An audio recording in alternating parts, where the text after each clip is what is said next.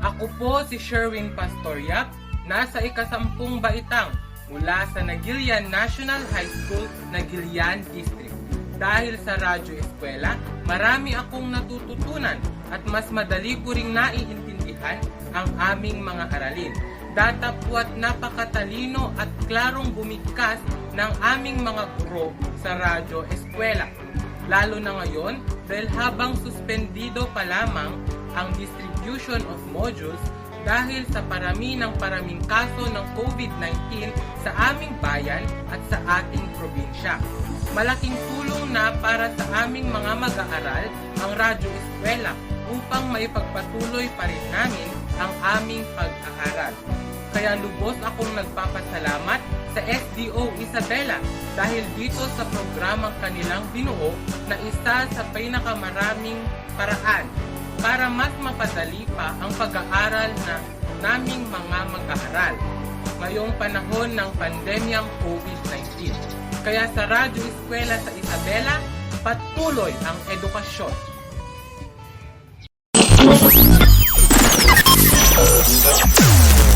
Your communication hub and literary arts center of SDO Isabela.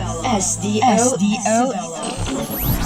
English Academy. An analogy describes the relationship between words. Subject, verb, your teacher. On air. English Academy.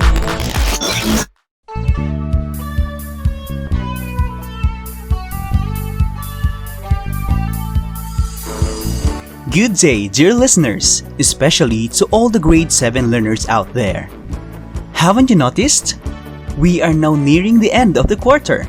How many weeks to go and this school year is a success?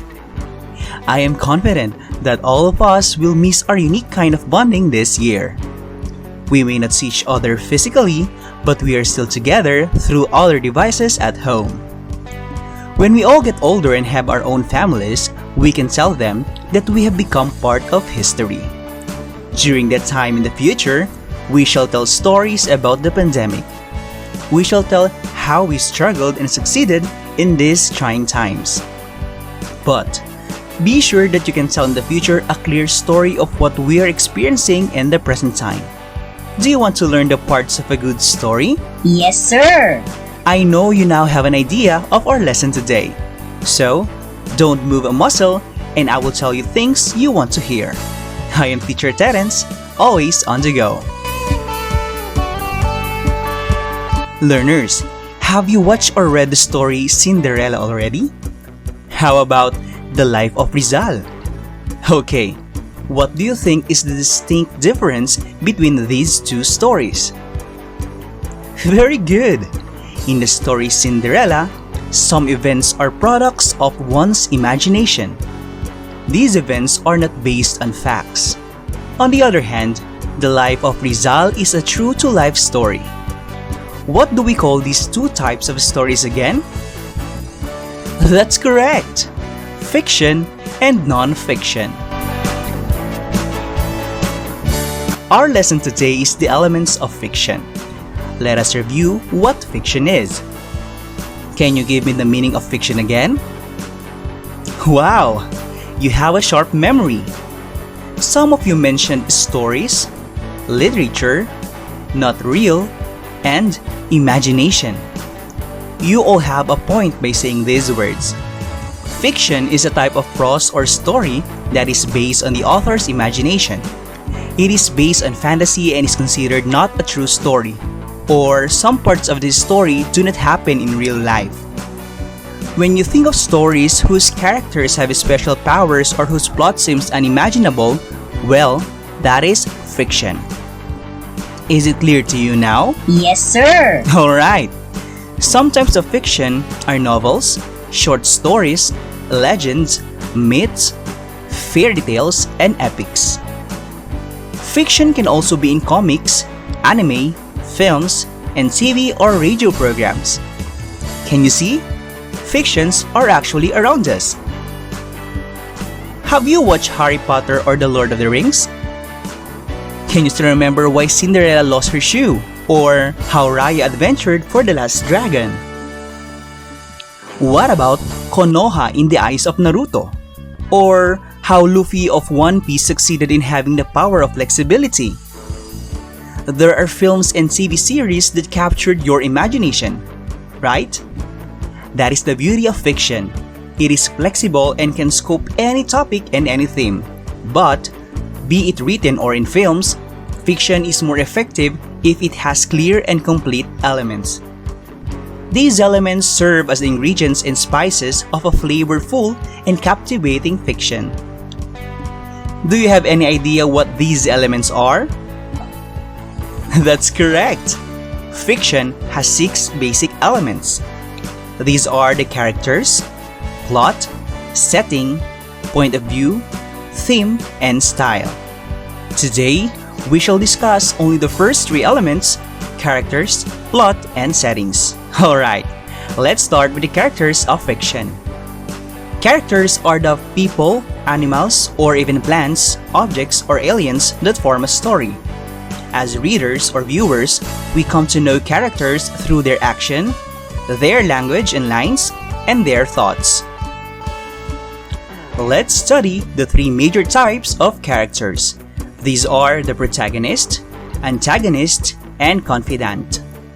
I repeat, protagonist, antagonist, and confidant are the 3 major types of characters. I know you already have a background as to the difference between protagonist and antagonist is. What is it again? Very good. The protagonist is the hero or heroine in a story, and we call them bida in Filipino. The whole story centers on the protagonist's life, especially how they struggle to solve their conflicts. Now, can you name bida or protagonist in a fictional story that you know? Wow, that's a good protagonist. Some of you mentioned Cardo de Lisay, Niña and Niño, Rapunzel, Snow White and the Seven Dwarfs, Dr. Faust, Harry Potter, and so many more. The antagonist, on the other hand, is the villain in a story. They are opposing characters in a story. They usually cause conflict in the life of a protagonist. So how do we call them in Filipino?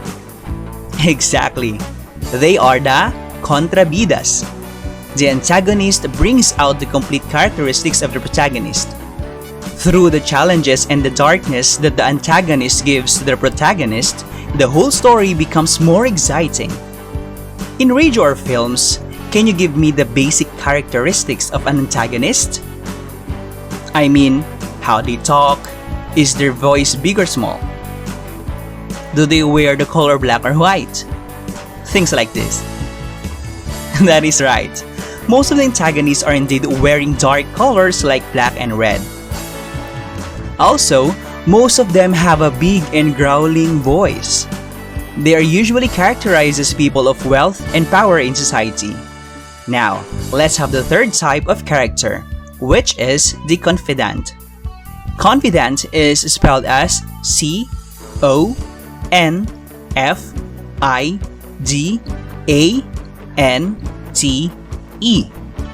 Suppose the protagonist is the main character and the antagonist is the main opposition in the story. In that case, the confidant is someone who helps the protagonist. We can also call them the confidant characters, the sidekicks, or the supporting character of the protagonist.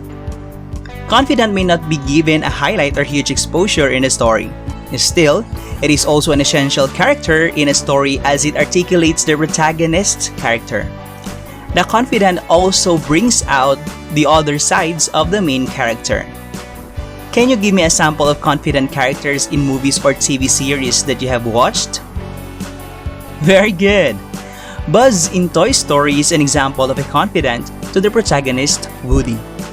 I think we can now proceed to the second element of fiction, which is the plot. The plot is simply the series of events that make up the story of fiction. It serves as the blueprint of the story. A plot gives us an idea of how the parts of the story are connected to shape an easy-to-understand flow of events. What are the parts of a plot? Correct. The plot has 5 major parts. These are the exposition, rising action, climax, falling action, and resolution. To easily understand this concept, imagine a triangle. Let us use the triangle to illustrate the flow of a story. You can find this illustration in your module. So, open your English module on page 7. Come on, I'll give you time to prepare. Now, look at the illustration. The triangle has 5 labels, right? The lower left tip is called exposition. The left slope is called rising action. At the same time, the uppermost tip is called the climax. The right slope is called the falling action, and the lower right tip is called resolution. As you can see, which of the 5 parts of the triangle has the highest position? That's correct! It is the climax. While exposition and resolution are both found on the lower tips of the triangle, likewise, rising action and falling action are also at the same level. This illustration portrays the emotion that the readers may feel as they read or watch a fictional story. The exposition is at a fixed point. This is also the part of the story where the characters and setting are introduced. The exposition establishes the introduction of the story. The reader's emotion in this part is quite flat but exciting because it brings the readers into a new world or fantasy or story. The second part of the plot is the rising action. As you can see in the illustration, the rising action is in a higher position, which means an elevation of emotions. In this part, the conflict or the problem of the story is revealed. Since the characters are already established, the rising action makes their characteristics disturbed. It even makes the readers looking forward to a solution to the problem. From the term rising, one problem becomes intertwined and branches out to more issues until it reaches the climax highest point. The climax is the uppermost tip in the illustration, and it gives the highest emotion in the plot. The climax presents the greatest moment of tension. In this part, everything is critical, with emotion and interest. This part of the plot is also the make it or break it moment when things matter the most. Now, after the climax, what usually happens next? Definitely, after that full of tension moment, the falling action comes. It is when the things start to wind down. All the tensions are lowering and begin to be resolved. This part also makes the reader become deep thinkers about the outcome of the story. Will the conflict be solved or not? Will it be a happy ending or not? The falling action gives a clue to the reader of the finale of the story. Finally, we have the resolution. The resolution is the ending of the story. As I mentioned earlier, it can be a happy ending or a sad ending. Whatever it is between the two, the resolution is a part where everything has been solved. Since it is in the lower part of the triangle, it also gives a feeling that the story is done, which may either satisfy the reader or make them crave more. This time, let's have the last element of fiction we'll discuss today, the setting. The setting is introduced at the exposition part of the story. This element dictates the location and time of a story. Unfortunately, some readers confine the idea of setting to the place of the story. But the setting is not as simple as the place. It also includes the time, historical condition, and context of the characters such as their religion, demography, customs, and traditions. The setting is basic in any type of story, and it creates a more concrete scenario. The narrator or characters directly tell some settings, but some settings are indirectly presented. There should be a description of the place or time to present an adequate indirect description of the setting. Details in the setting are important since they directly affect the attitude of the characters. Examples of time as settings are one day, June 2021, in the 90s, during the Spanish time, and many more. While for the place as setting, here are some examples. In a faraway kingdom, in the province of Isabela, inside the house, at the forest heart, and under the sea. As you can see, the setting's also flexible, especially for fiction with supernatural themes. But for non-fiction that depicts real-life stories, the closer to reality the setting is, the more effective the story is. Did you get that? Yes, sir. That's awesome! This time, let's apply your understanding of our discussion today by analyzing a story according to the parts you have learned. To do this, you will listen to a story, then you will identify its elements later. So please do for now to listen carefully to the story and appreciate its elements. Are you now ready? Yes, sir. That's good. The fiction you will listen to today is entitled The Legend of Mayon Volcano, written by Teresita Erastain. Prepare your ears.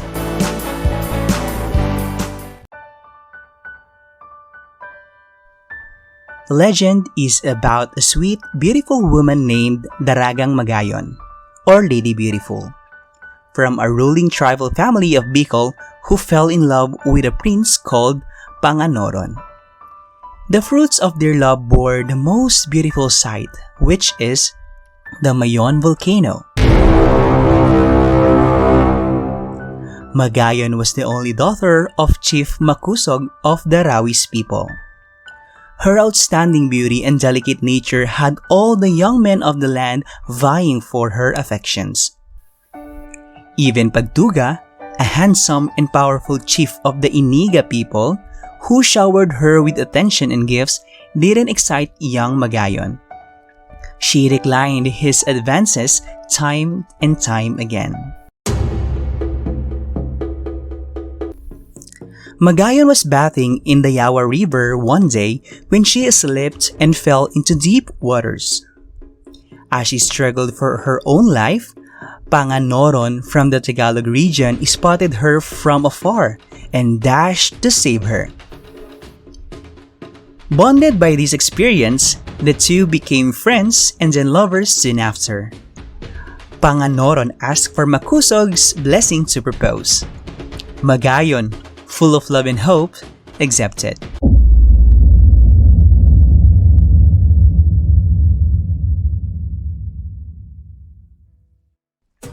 Upon learning that Panganoron and Magayon's engagement, Pagtuga was enraged. He captured Magayon's father and held him hostage, demanding that she marry Pagtuga instead. To save his bride and Makusog, Panganoron and his warriors led a war against Pagtuga.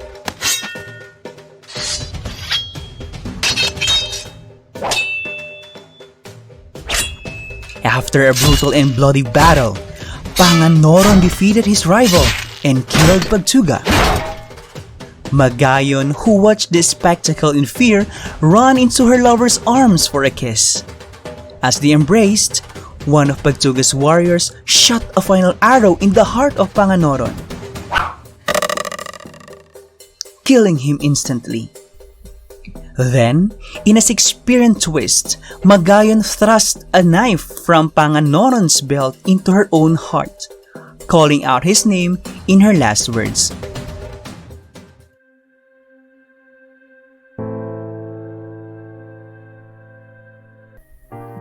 To honor their love and legacy, Makusog buried the young couple together.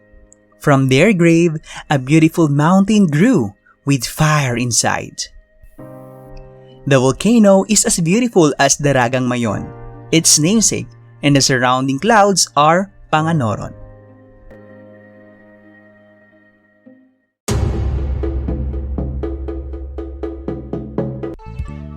Did you like the story? It's exciting, right? Now, let's process your understanding of the story and apply our discussion on the elements of fiction by answering the following questions. Listen carefully and write the letter of the correct answer in your notebook. Let's start. Number 1. What type of character is Daragang Magayon?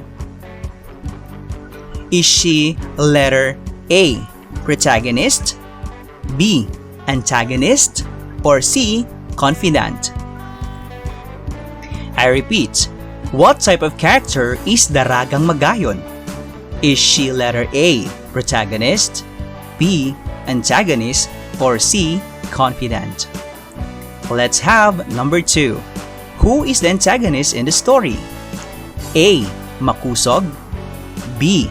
Panganoron, or C. Pagtuga? Once again, who is the antagonist in the story? A. Makusog, B. Panganoron, or C. Pagtuga? Number 3. What is the root of the conflict of the story? A. The conflict started when Pagtuga learned that Magayon would marry Panganoron. B. The conflict is when the people of King Makusog and Pagtuga had a war. Or C. The conflict started when Magayon killed herself after an arrow shot Panganoron.